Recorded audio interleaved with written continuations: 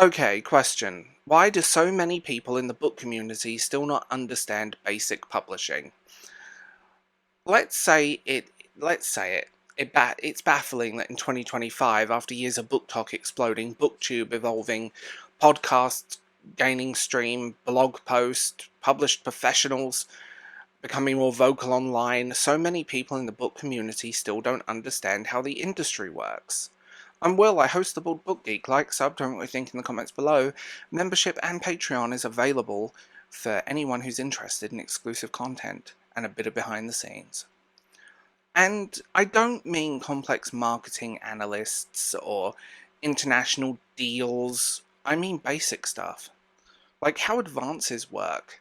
Like why an author might not be able to talk about a cover reveal or a delay in publication. Like, like the fact that bestseller doesn't always mean well paid. We're not in the dark age anymore. There is so much information out there that if you care to look for it, you will find it. So why is it still a problem? Let's unpack, let's have some examples from the trenches, shall we? We're not in 1997 anymore. Back in the day, if you wanted to learn about publishing, you had to know someone on the inside, or pray that your local library had a copy of The Writer's Market. It was a closed-door industry with very few ways in. But today, agents tweet transparently at why they pass on queries. Editors appear on podcasts explaining acquisitions and marketing budgets. Indie authors post TikToks breaking down their royalties by the quarter. Freelancers blog about unspoken cost of developmental editing and book cover design. Let's be real. And I'm not just talking about small accounts here. Major influencers, journalists, publishing pros post this stuff daily, yet we still hear things like, this book failed because the author didn't market it hard enough. They must have self-published because no one wanted it. All traditional published authors get a marketing team. The author chose the ugly cover? If they're a bestseller, they must be rich. And look, if you're a casual reader says this, sure, that's understandable. They're not trying to navigate this as a career. But when it's coming from people who have access to authors who receive ARCs, who host interviews, and speak as leaders in the community, it's a problem. So, ignorance has consequences. Let's get very specific. Okay, example 1. A mid-list author who, air quotes, failed. A traditionally published debut fantasy author recently had their second book cancelled by the publisher.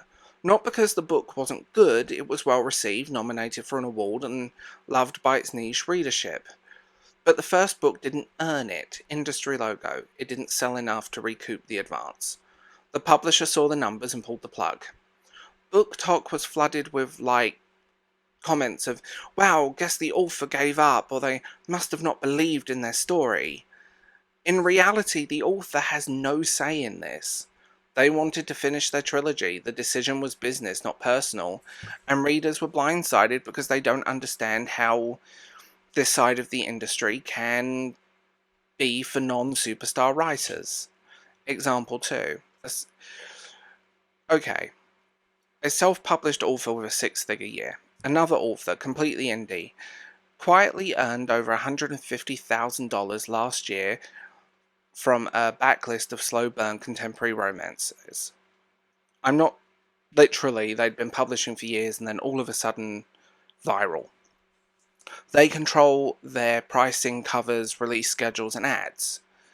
You'll never know their name unless you frequent indie author forums or self-pub Reddit threads. Meanwhile, someone in the comments of a BookTube video confidently stated, if you're self-published, you just probably couldn't get a deal. This is a kind of outdated elitism that still permeates the bookish spaces. It's dismissive, it's incorrect, and honestly, it's rooted in a lack of curiosity and ignorance.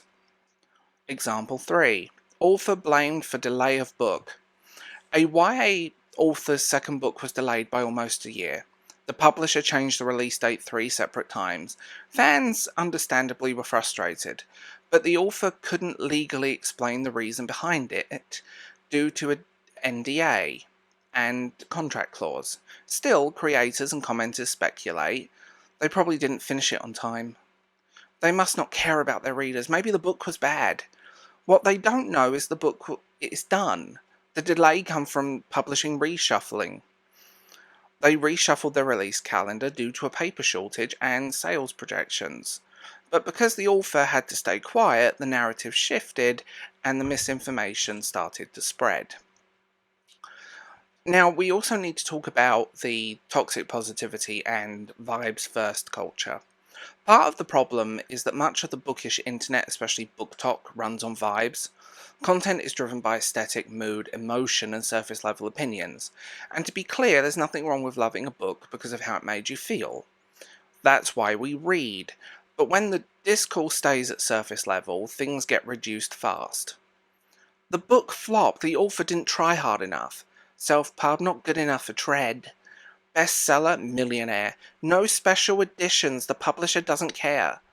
These conclusions are 99% of the time wrong, but they spread fast because they're easy, they simplify a complex industry into digestible, emotionally satisfying narratives, and that's honestly dangerous. When you have a platform, you have a responsibility. And this might ruffle some feathers, but it needs to be said. If you're creating book content regularly, especially if you're reviewing ARCs, interviewing authors, discussing publishing topics, you have to have a responsibility to learn the basic. No one is expecting you to become an agent or a business analyst. But if you don't know the difference between advance and royalties, or you think authors get to choose their own cover fonts, you need to catch up, and the information is free and accessible. As I say to a lot of people, Google is free. Your search engine is free.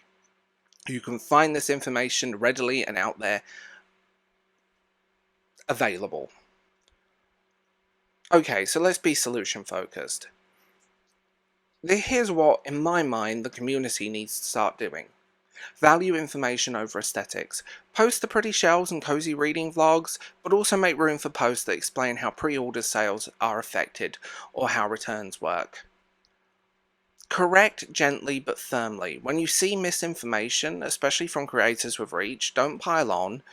Don't let it slide either. Link to resources, share blog posts, be part of the correction. Boost people who tell the truth. Support authors who are honest about their earnings. Share about blogs and listen to publishing podcasts. Recommending books like The Business of Being a Writer or Publishing Confidential by industry insiders. That's very good, by the way. Stop treating curiosity as... stop treating curiosity as bad. It's okay to ask, how does this work? That's not gatekeeping, that's empowerment.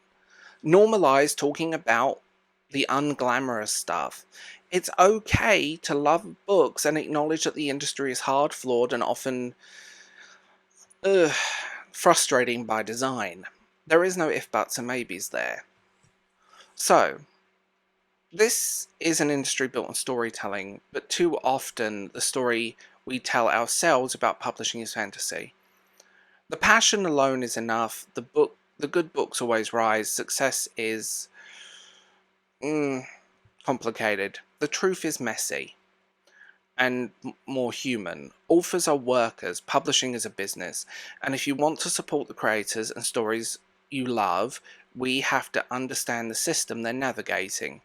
We honestly owe it to ourselves and to them, and also to the audience that is engaging with our content. Not to settle for just the vibes alone. So let's get informed, let's get curious, and let's stop repeating myths that have been debunked a decade ago. So, let's be real. We need to do better as creators, and that's why I've deep dived into the whole list of publishing and publishing industry and know people within. This stuff needs to be talked about, and it's your responsibility and my responsibility as a creator to be as informed as possible. And like I said, stop blaming writers for bad book covers. Simple. They don't get a choice.